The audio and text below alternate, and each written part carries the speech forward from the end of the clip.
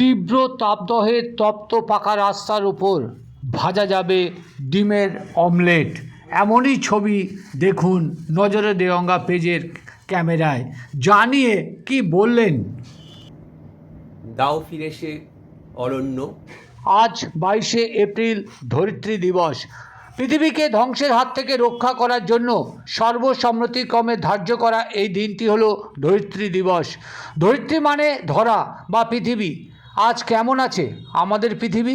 যেভাবে তাপমাত্রা ক্রমাগত বাড়ছে, ধ্বংসের দিকে এগিয়ে যাচ্ছে না তো আমাদের পৃথিবী?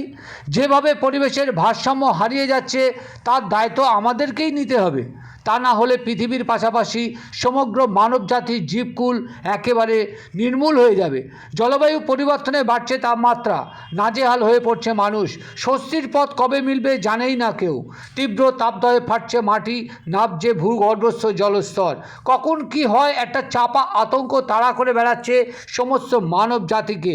পৃথিবী ধ্বংসের হাত থেকে রক্ষা করতে পরিবেশ জলবায়ুর গুরুত্ব কতখানি, সেই সম্পর্কে কি জানালেন বেড়াচাপা দেউলিয়া উচ্চ বিদ্যালয়ের জীববিদ্যার শিক্ষক সুকুমার গঙ্গোপাধ্যায়, তা শুনুন। পাশাপাশি দেখুন তত্ত্ব রৌদ্রে।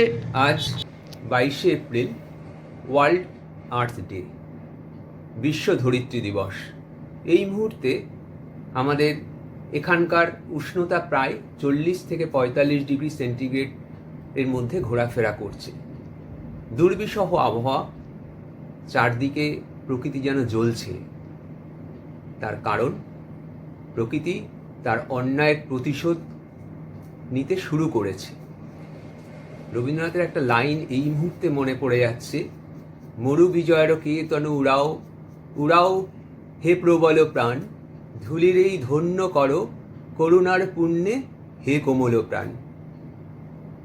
কত বছর আগের ঋষি কবি তিনি লিখে রেখেছিলেন যে আজকে মরু বিজয়কে যদি আমাদের রোধ করতে হয়, অর্থাৎ মরুভূমির প্রসার রোধ যদি করতে হয়, তাহলে গাছ লাগাতে হবে।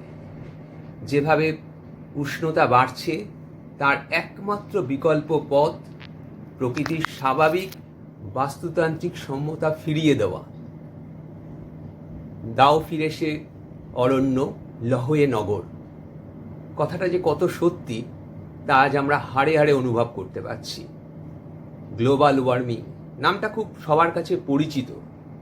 এই গ্লোবাল ওয়ার্মিং মানে বিশ্ব উষ্ণতায়ন যেভাবে চলছে, তাতে করে কিন্তু খুব বেশি দিন আমাদের এই প্রকৃতিকে ঠিক রাখা যাবে না। কারণ একদিকে ভয়ঙ্কর উষ্ণতা, বন্যার কবল বা খরার কবল কিন্তু বিভিন্ন দিকে আমরা দেখতে পাচ্ছি। প্রকৃতির এই খামখেয়ালিপনায় একমাত্র আমাদের বাঁচাতে পারে প্রকৃতির স্বাভাবিক যে স্থান, সেটাকে ফিরিয়ে দেওয়া। তবেই আমাদের এই জীবজগৎ, আমাদের এই মানবিক যে জীবকুল আছে, অর্থাৎ মনুষ্য জগৎ, তখনই কিন্তু তারা সুস্থ স্বাভাবিকভাবে বাস করতে পারবে এই পৃথিবীর বুক। আমি শ্রী সুকুমার গাঙ্গুলি, বেড়াচাপা দেউলিয়া উচ্চ বিদ্যালয়ের জীববিদ্যার শিক্ষক।